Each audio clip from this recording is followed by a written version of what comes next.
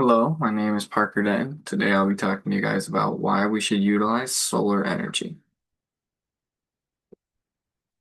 So today I'll be talking about one, how solar energy works and the types of solar energy they are. There's three types of them.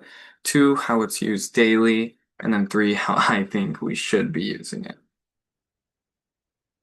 So the types of solar energy are photovoltaic or PV, which is found in solar panels.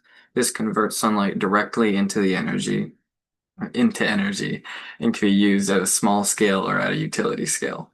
The next one is solar thermal. It uses sun's heat to heat up water in residential and commercial applications, like AC units, heating units, things like that. And then there's concentrating solar power, or CSP, which is solar thermal energy used for large scale or utility level power plants.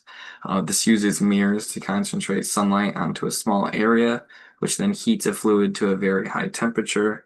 That heat is used to create steam, and that powers turbines to generate energy. All of them are like a constant cycle. They all use like rotating energy. How each type works. So photovoltaic or PV photons will strike PV cells embedded in the silicon, which is that top layer there.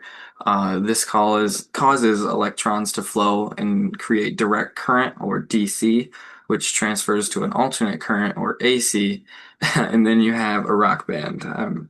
Just kidding. After that energy is transferred to the AC, it is then usable energy. For solar thermal, the second type, it uses collectors to capture the sun's heat, which can be transferred to generate hot water, air for buildings, or to generate electricity. You can see right there, it takes it in at the top, and then it can use it to be cooling down or to be heating up. Just depends how you use it. For concentrating solar power, or CSP, this uses mirrors to concentrate sunlight onto a small area, which then heats a fluid to create steam. That steam drives the turbine to generate electricity. A key advantage that CSP has over the other ones is that the energy can be stored. Energy from CSP can be used at night, on rainy days or cloudy days. It can be stored for multiple days. The other two, it can be stored, but you would have to get a battery for them, or a battery bank, and those cost a lot of money.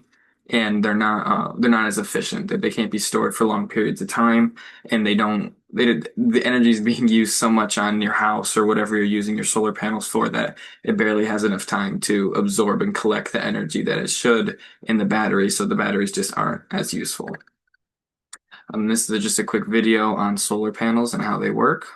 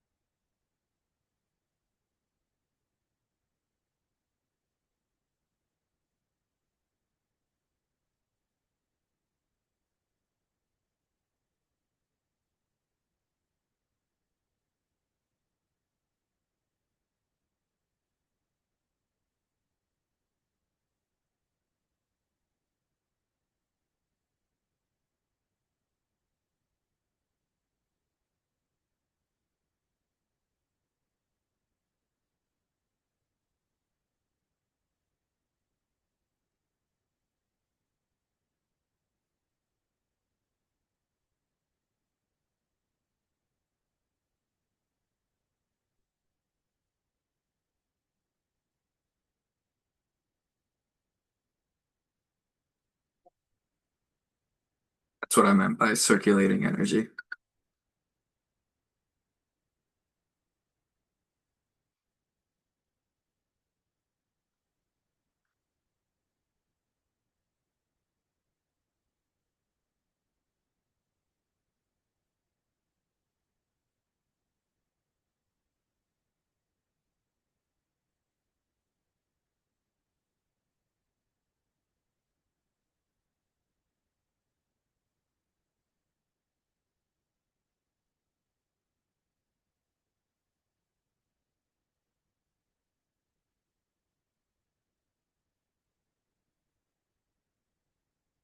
So the next slide, this is how we use each type. So photovoltaic or PV, the main way we collectively use PV is through solar fields. That energy is usually sold or transferred to the public, or they'll keep it privately.